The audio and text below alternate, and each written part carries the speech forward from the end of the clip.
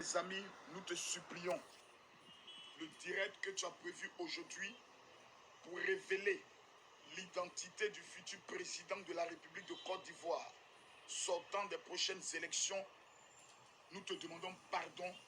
Retire ce direct, ne le fais pas, de peur que demain, l'on puisse t'assassiner pour ta conviction ou pour tes convictions.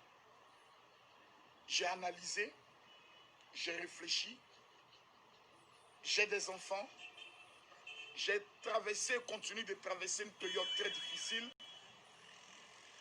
mais j'aimerais dire à toutes ces personnes, à ceux qui m'aiment et à ceux qui ne m'aiment pas, le direct aura bel et bien lieu.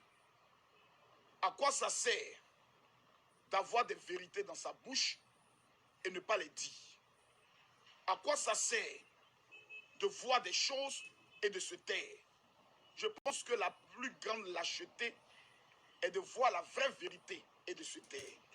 J'ai décidé alors de parler. Ce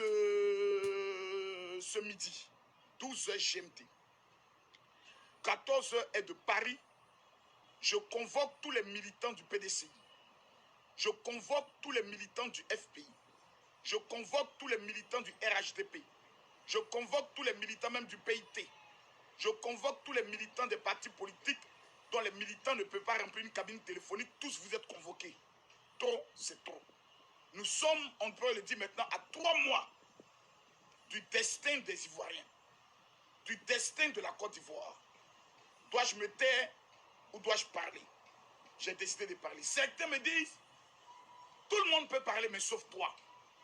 Considérant que je suis un Ivoirien, de père et de mère, considérant que je paye mes impôts et que personne ne paye ma maison, je parlerai à 12 heures, au risque de ma vie, car dans la vie, quiconque vit meurt un jour, et un jour on meurt de quelque chose. Je n'ai pas de garde-corps, je n'ai personne pour ma protection. Ma bouche parlera. Je donne rendez-vous à tous les Ivoiriens pour le direct le plus dangereux du général Camille Makosso. Comme les autres religieux n'ont pas le courage de dire la vérité, et demain, c'est nous on vient accuser pour dire vous vous êtes tués, vous avez gardé le silence, j'ai décidé de ne pas garder le silence. Mesdames, Mesdemoiselles et Messieurs, celui qui rate ce programme à partir de 12 heures est un esprit méchant. J'aimerais que vous puissiez me convoquer les candidats déclarés pour l'heure. J'aimerais que vous puissiez nous convoquer le Premier ministre Amadou Gon. Oui. Veuillez nous convoquer